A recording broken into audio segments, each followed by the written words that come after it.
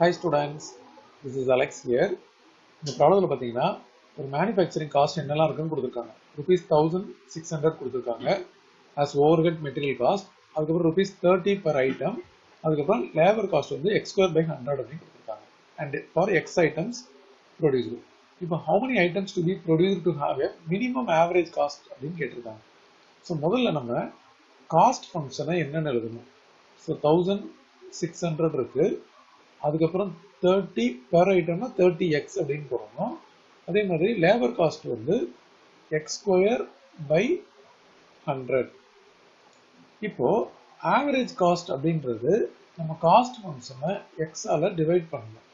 ஒவ்வொரு டேர்மும் எக்ஸால டிவைட் பண்ணா நமக்கு 1600 by x plus 30 plus x by 100 அப்படின்னு வந்துடும். இது வந்து எக்ஸால டிவைட் பண்ணி இந்த எக்ஸ் கேன்சல் ஆகிடும்.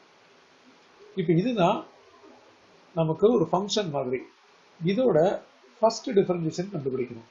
ஃபர்ஸ்ட் டிஃபரன்ஷியேஷன் அப்படின்னா இது வந்து 1/x வந்து -1/x². ஸோ மேலுக்கு 1600 அப்படியே இருக்கும், -1/x² அப்படின்னு வரும். இது 0 ஆகிடும். இதோட டிஃபரன்ஷியேஷன் வெறும் 1/100. ஸோ இப்போ 1/100ன்னு போட்டாச்சு. இது ஈக்குவல் டு 0 அப்படின்னு போடணும்.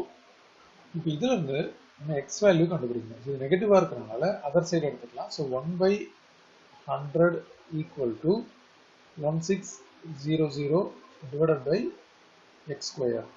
இப்போ இது வந்து x square அப்படின்றது 1600 அதுக்கப்புறம் 00 இருக்கு. இதுல இருந்து x கண்டுபிடிச்சா நம்ம ஸ்கொயர் ரூட் எடுக்கணும். ஸ்கொயர் ரூட் எடுக்கும்போது பிளஸ் ஆர் மைனஸ் 16 வந்து 4 ஆயிடும். இது ரெண்டு ஜீரோக்கு ஒரு 0 இருக்கும். பட் இதுல x அப்படின்றது வந்து பாசிட்டிவ் மட்டும்தான் நம்ம எடுத்துப்போம். x வந்து நெகட்டிவ் வர்றது நாட் பாசிபிள். ஏன்னா இது வந்து எக்ஸ்ன்றது number of items produce. So அது வந்து பாசிட்டிவாக தான் இருக்கும். ஸோ இது வந்து நாட் பாசிபிள் அப்படின்னு சொல்லி எழுதியிருந்தோம். இப்போ அடுத்தது பார்த்தீங்கன்னா இதோட செகண்ட் டிஃபரன்ஷியேஷன் கண்டுபிடிக்கணும்.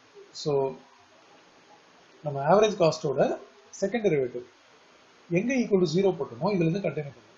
இது -1/x² இருக்கு. அதோட டிஃபரன்ஷியேஷன் நம்ம இதை x⁻² அப்படின்னு எடுத்துக்கலாம். இது மேலே வந்துருச்சுன்னா அப்போ ஆல்ரெடி -1600 இருக்கு. x⁻² ஓட டிஃபரன்ஷியேஷன் -2x⁻³ அண்ட் இன்னொரு டேர்ம் பார்த்தீங்கன்னா வெறும் கான்ஸ்டன்ட், அதனால அது 0 தான் டிஃபரன்ஷியேஷன் பண்ணலாம்.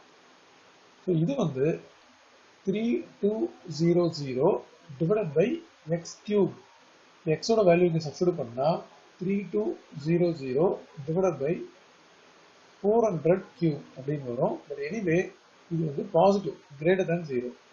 therefore average cost is minimum அப்படின்னு சொல்லுவோம். செகண்ட் டெரிவேட்டிவ் வந்து greater than 0 இருந்ததுன்னா இது வந்து மினிமம் அப்படின்னு அர்த்தம். ஸோ கொஸ்டின்ல வந்து find how many items to be produced as a minimum average cost. Number of item producer அப்படின்றது எக்ஸோட வேல்யூ, அது இங்கே ஆல்ரெடி கண்டுபிடிச்சிருக்கோம். ஸோ இதோட ஆன்சர் வந்து therefore number of items produced அப்படின்றது வந்து equal to 400.